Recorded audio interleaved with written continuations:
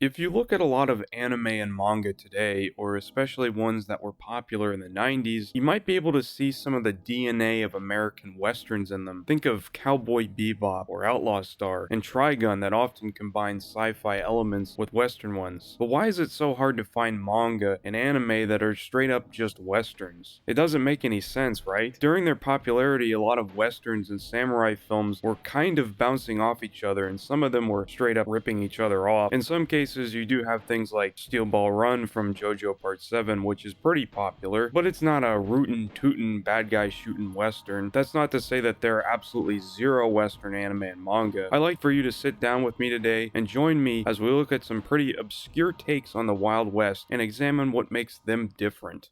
No one knows exactly where the two men and the lady went, but it is common knowledge that this is man's country. Someone once said it was the presence of men that engraved the West with its history. He spoke the truth.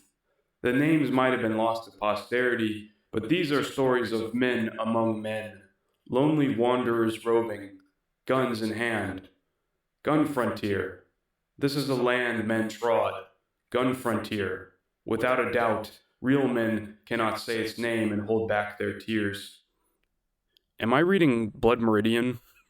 Leiji Matsumoto might be best remembered for his legendary space operas like Captain Harlock or Space Galaxy Express 999, but in 1972, he brought the world Gun Frontier, which is pretty much just a straightforward western for the most part. It's got plenty of staples of his work, including Harlock, or Westerner Franklin Harlock Jr., one of Harlock's ancestors. But fuck that lanky twink with a cardboard personality, we're here for Tochiro, a degenerate with the aim of a stormtrooper, but is also a skilled samurai in the frontier. So, Westerner Franklin Harlock Jr. and Tochiro set out to find members of their diminished Japanese clan. Since both of our boys here are Japanese, and this is the Wild West, there's a surprising amount of commentary on racism, but it's a little tonally deaf. One minute there'll be towns massacred and strung up, and in the next there'll be a horse feeling a bit frisky. I think I found out where Kentaro Miura got his inspiration from, unfortunately. It's unhinged. I can't believe the same guy who wrote Harlock made this. The comedic tone wasn't all that surprising,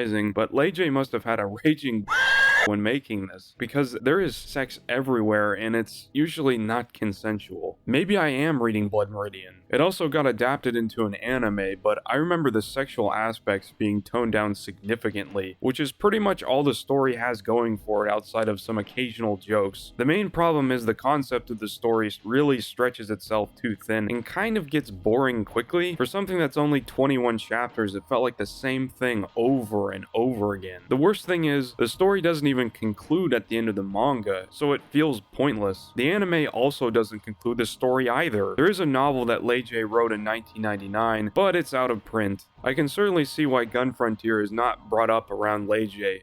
Revenge stories are a dime a dozen in westerns, but not every western story features a giant Native American that looks like a scrap party member in a Square Enix game, maybe with a dash of violence jack in there as well. Read by Kenichi Maeda is a manga that rides the line between standard western and doing its own thing. It basically flips the western genre on its head with a Native American protagonist named Red seeking vengeance for his tribe's slaughter. The premise didn't really grab me at first, but it ended up exceeding my expectations in every way. The character writing, for the most part, is pretty strong, and it's held up by a great cast. Red is paired up with a Japanese immigrant by the name of Iro, and it draws some interesting parallels between American discrimination and Japanese discrimination as well. Red does not hold back when it comes to portrayals of discrimination, and it's handled in a very honest and empathetic way. But there's not a lot of nuance applied to the villains. Most of them are mustache-twirling villains that literally drool at the thought of slaughter, which makes sense because they do commit genocide, and you'd have to put a lot of work to garner sympathy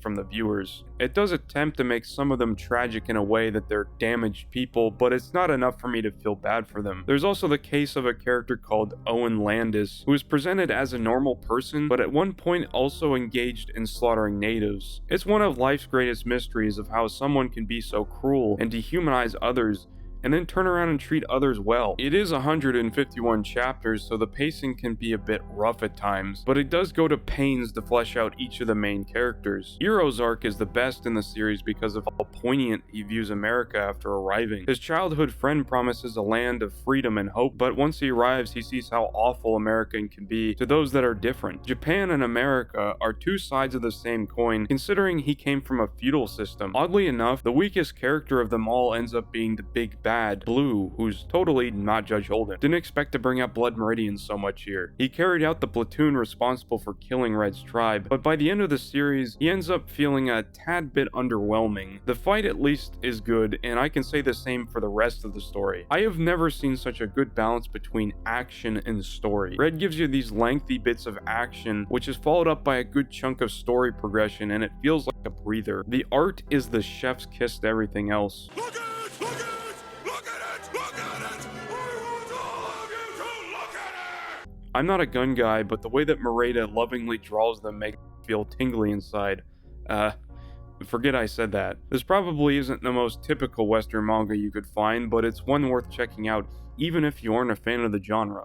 Out of all the Western manga I heard online, Green Blood was the one that came up often and had me the most intrigued. I only saw snippets of the art which had a very creepy appearance to them, and it turns out that Kakizaki Masasumi also worked on a horror manga called Hideout at one point. His gritty, semi-realistic art style translates surprisingly well to the Wild West. The first part of the story takes place in 5 Point, which is the nastiest low-down town that ever did exist. It's especially dealt a cruel hand to our protagonists Brad and Luke Burns. They're discriminated against, barely making ends meet, and unemployed. Brad also is like Batman at night, except he's an assassin for one of the gangs called the Gravediggers. It's a really unique premise for a Western, and I appreciate the fact that it also does not stray away from harsh realities of the Wild West. Seeing the disillusionment of the American dream is often not something presented in Westerns, and it's often romanticized, but Green Blood couldn't get any more gritty if it tried. The first part, it felt like it could have gone on for much longer. But this is one of the shortest manga that I've ever read. It clocks in at only 49 chapters, so the pacing is breakneck speed. It's one of the few manga that I've read that I wish was a little longer. The writing is generally good, but sometimes I wish that it took more time with certain events. It gets to the point where I feel disappointed in them leaving 5 Points so quickly. That segment alone could have been explored a bit more if the manga was longer. I would have liked to know more about the iron butterflies and the corruption in the city, but it quickly boots you to the second part.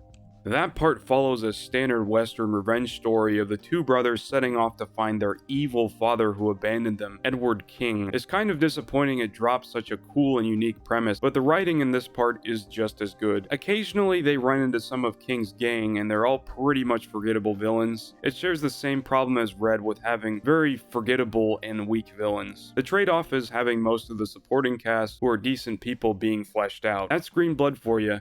It says what it has to say, and that's all. This next one might be a bit of a stretch of what people consider to be a Western, at least if you exclude the demons, a protagonist with an iron knuckle that shoots silver bullets, and God Hand. Wait, what? So this is Blaster Knuckle, and it's pretty much Berserk, but set in the Wild West. The reason for that probably has to do with the fact that the mangaka Wazari Shizuya was friends with Kentaro Miura since high school. It also debuted after Berserk, so there's very obvious, heavy inspiration, so to speak. There's a lot of plot points that are lifted from the Black Swordsman arc too. The art style even looks pretty similar as well. Don't let that you from checking this series out though, because if a boxer hunting down racist demons doesn't sound cool to you, get your head checked. The story is about Victor Blood Rain Freeman, a boxer whose life's been ruined by KKK demons.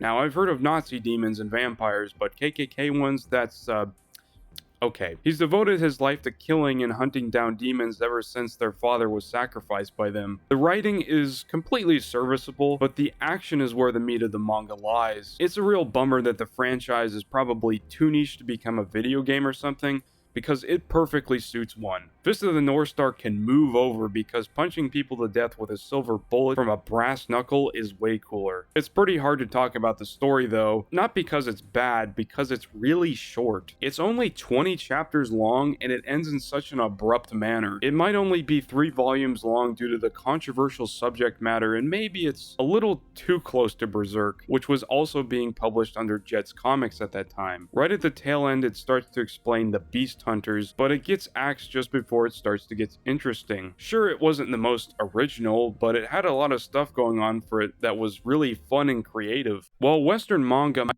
be rare, what they bring to the table in the genre is a breath of fresh air. Sure, it's rubbed off on many anime to come, but I think the mangaka have proven that they can do westerns just as well, if not better, than domestic ones. If there's a cowboy or western manga that I missed in this video, please comment down below. If there's enough, I might make another part. Thank you all for watching, and stay tuned.